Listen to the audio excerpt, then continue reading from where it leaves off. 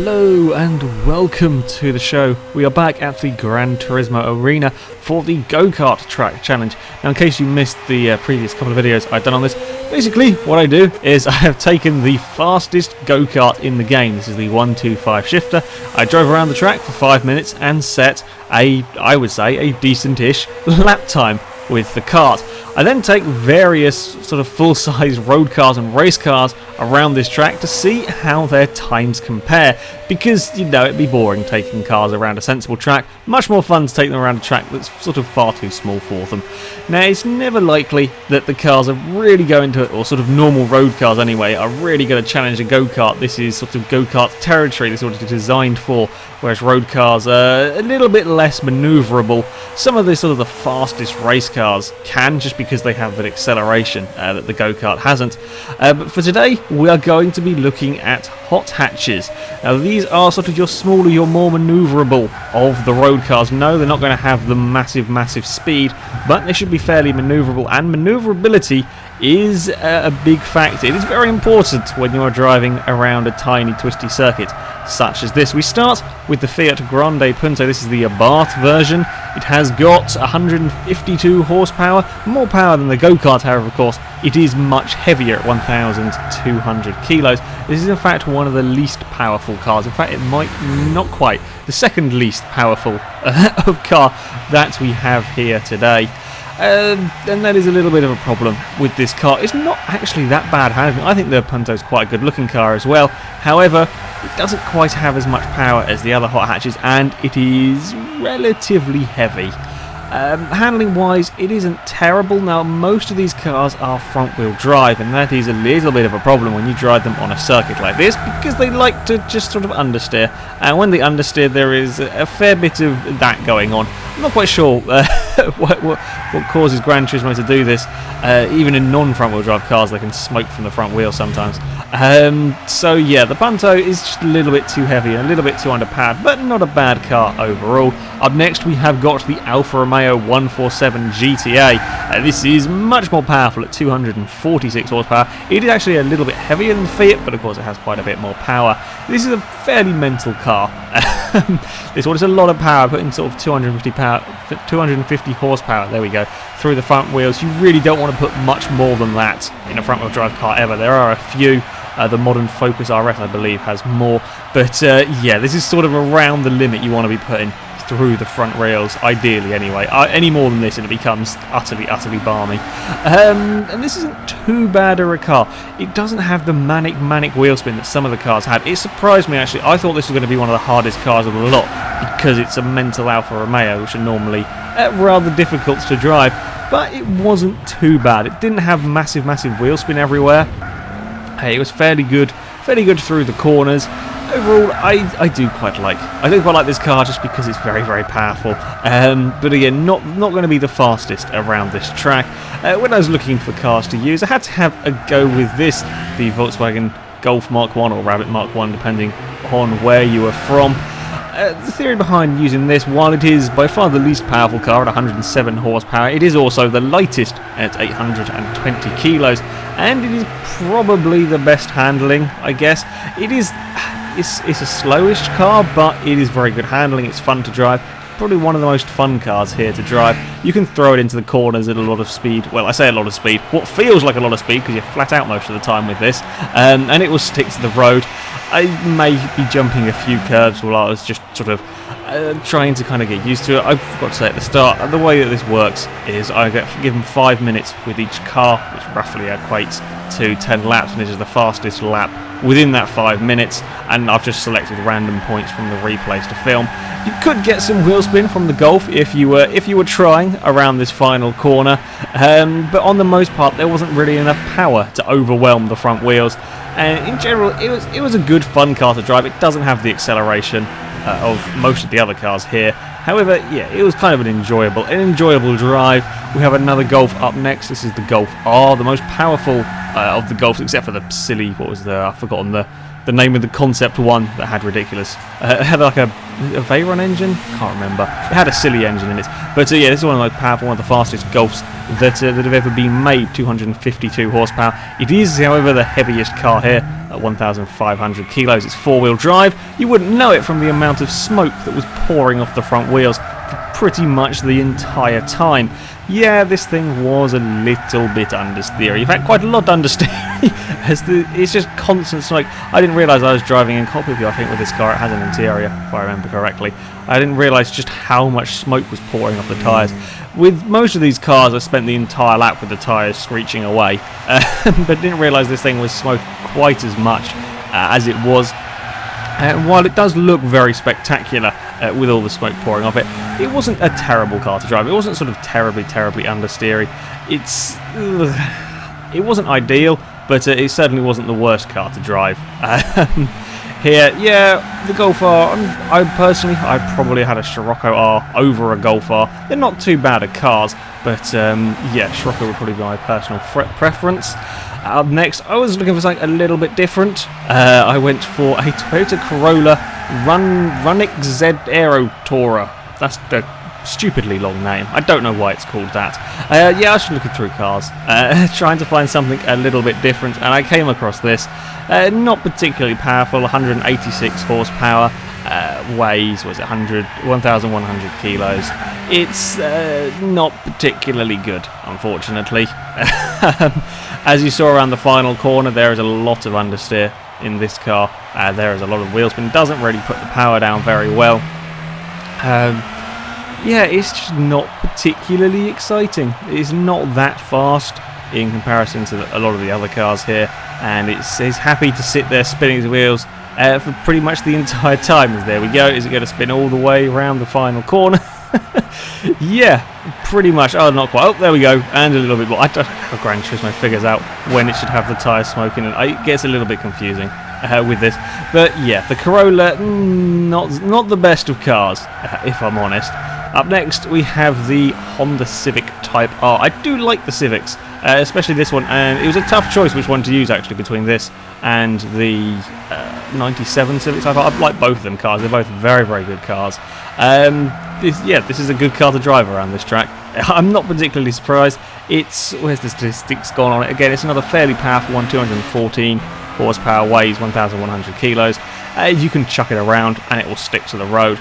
While on that first sort of attempt around the final corner, if you like, it did have quite a lot of wheel spin. On the most part, this was pretty good. You could just floor it and it would normally be alright. I get the occasional puff of smoke coming up from it, but on the most part, you could be flat out around that final corner and not have too many issues. And that was a real test of how good, I guess you could say, how good the chassis of the cars were.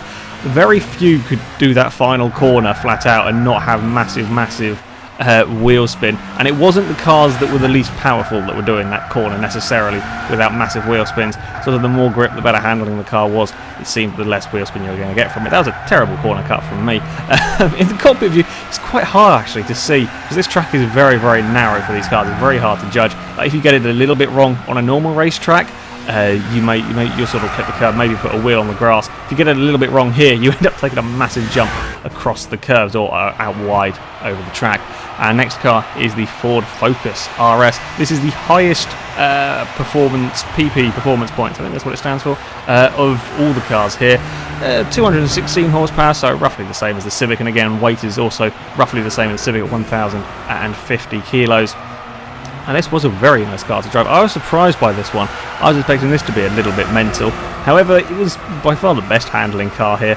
I'd say the Golf is probably more fun to drive than this, but for sort of outright speed, this is definitely quicker and it grips the corners just as well, if not a little bit better. It's a very, very good car to drive. I was very surprised by this thing.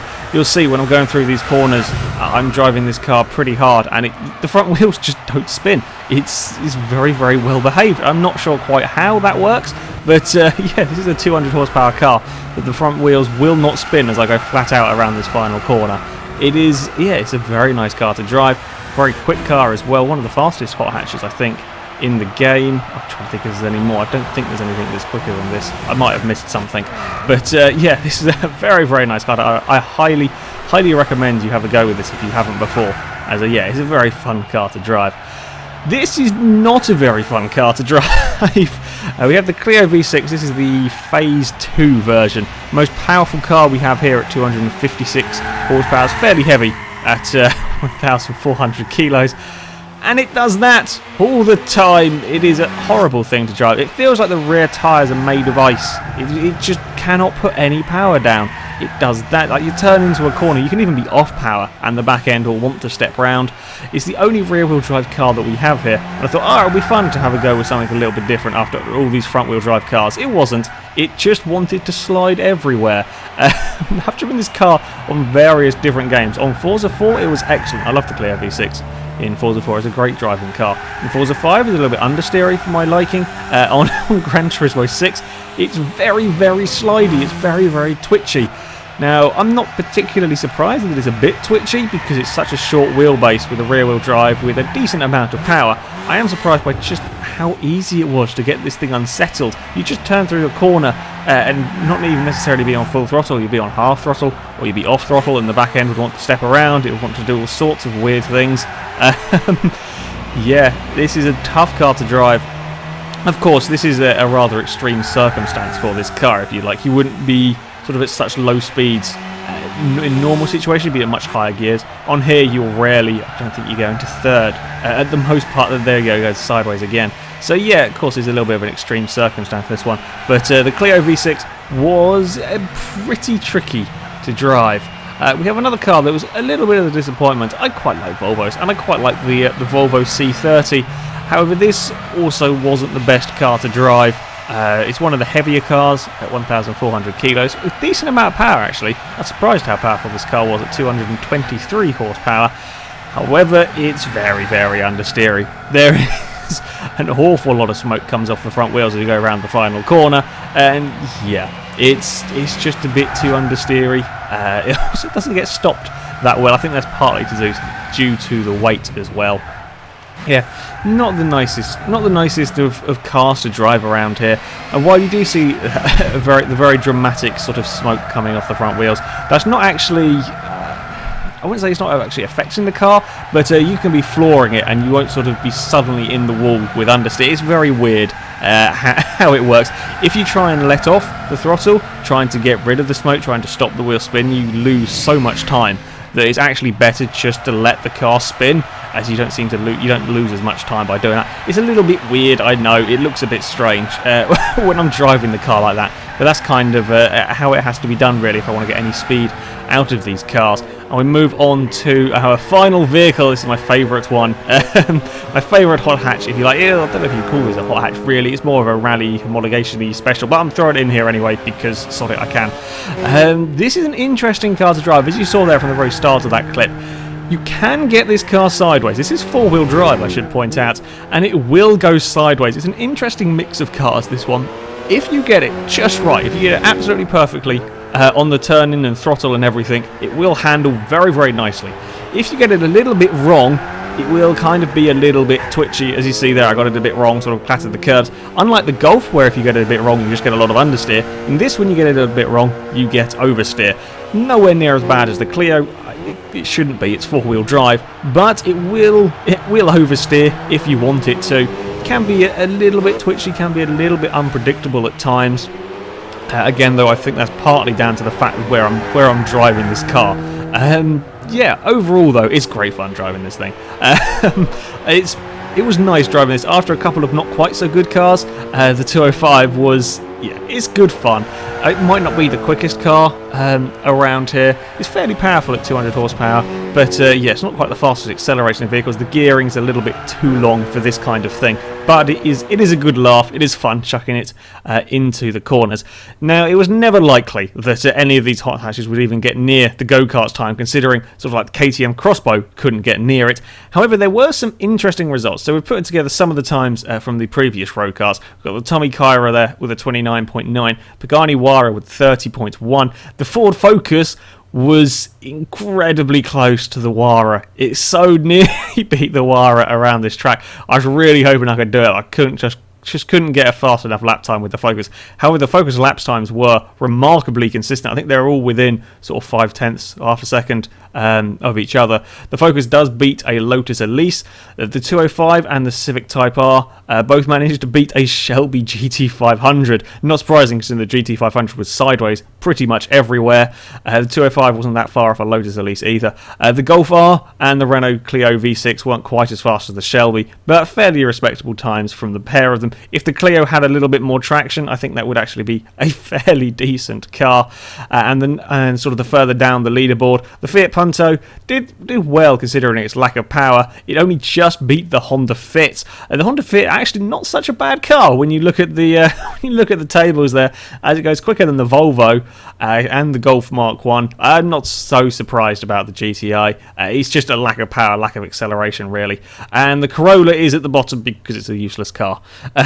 Pretty much. That pretty much sums up that vehicle.